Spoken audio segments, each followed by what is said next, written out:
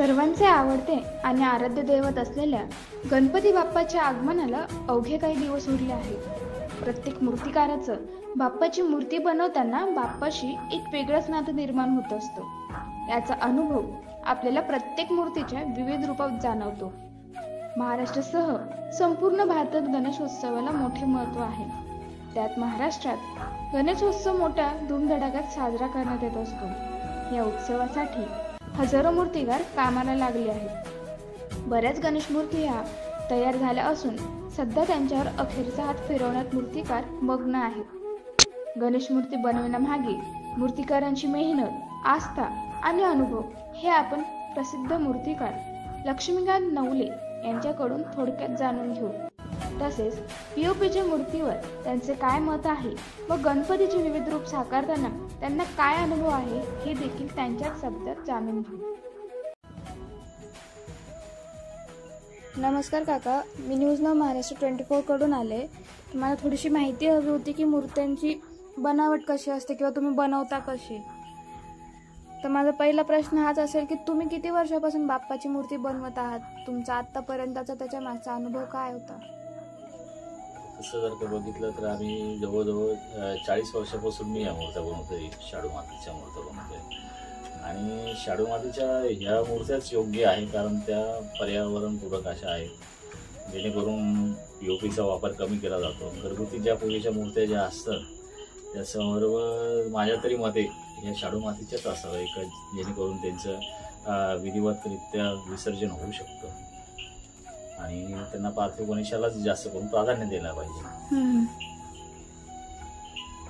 गणपतीचे विविध रूप असतात, तर कोणाला बालगणेश हवा असतो, कोणाला कोणत्या बैठकीत हवा असतो.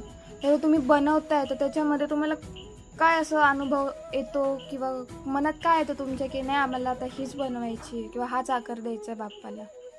जशी लोकांची जी काही इच्छा असते, त्यांची भावना असते. काही काहींना बाल स्वरूपामध्ये गणेश मूर्ती हवी असते. मग गणपतीच्या ते भगवंताचं रूप ते त्या बाल गणेशामध्ये बघतच असतात, परंतु त्यांच्या घरामध्ये पण त्यांचं रूप अस्तित्वात असावं या बालगणेशाच्या रूपाने, म्हणून त्यांची ती भक्ती त्याच्यामध्ये साकारण्यात येते. आणि बालगणेश म्हणल्यानंतर सर्वसामान्य आपल्या समोर लगेच लहान मुलाची चेहरा येतो. त्या पद्धतीनेच आपण त्या पद्धतीच्या स्वरूपामध्ये बालगणेशाच्या मूर्त्या तयार होतात. जसे विविध रूप असतात, जसं सांगितलं जातं का कृष्ण रूपी हवी, मग कृष्णाला जसं काही कृष्णाच्या मुकुटाला जसा मोरपीस आहे किंवा त्याच्या हातात बासरी आहे, अशी विविध रूप भगवंताच्या रूपांचे त्या दृष्टिकोनातून आपण त्या मूर्त्या साकारतो त्या क्षणाच्या अनुसरून. गणपती शास्त्रानुसार कसं पाहिजे, कोणत्या बैठकीत पाहिजे? गणेशांची मूर्ती जर का तशी बघितली, श्रींची मूर्ती, तर ती आपल्याला पद्मासनामध्ये असणं खूप उत्तम आहे. आणि त्यातल्या त्या सिंहासनारूढ असलेली गणेशांची मूर्ती पण छान असते आणि तिची विधिवत पूजा करून वगैरे म्हणजे त्याचा आपल्याला जी काही भावना असते, श्रद्धा असते, घरामध्ये भगवंताची जी काही सुखकर्ताची जी काही वास्तव्य लाभतं त्याच्यापासून चांगलेच शोध आपल्याला मिळतात. तर आजकाल मोठ्या मोठ्या मंडळांमध्ये विविध जागेमध्ये पीओपीच्या मूर्त्या बसवता, मोठमोठ्या असतात त्या. तर त्यामागे तुमचा काय असा उद्देश असेल की तुम्ही काय लोकांना सांगू इच्छिता? आता मंडळांचं जरी बघितण्यात आलं तर मंडळांच्या मूर्त्या ज्या असतात त्या संपूर्ण पीओपीच्याच असतात, कारण ही शाडू मातीच्या तर मूर्त्या बनवू शकत नाही, कारण साहजिक कारण त्याचं वेट जास्त प्रमाणामध्ये वाढू शकतं. आपले जे घरातले जे घरगुती गणेश असतात ते शाडू मातीचे असावे जेणेकरून आपल्याला त्यांचं विधिवत विसर्जन होऊ शकतं. मोठ्या ज्या मूर्त्या असतात त्या पीओपीच्या देखावे तयार केले जातात, काय त्यांचं विघटन होत नाही. पर्यावरणाला ते तसं जर का बघितलं तर ते हानी पोहोचवणारच गोष्ट आहे, पण त्याचं विघटन होत नाही. ह्या गोष्टींमुळेच तर आपण म्हणजे त्याच्याकडे ते नाकारतो, पीओपी वगैरे ह्या मूर्त्यांना नाकारतो.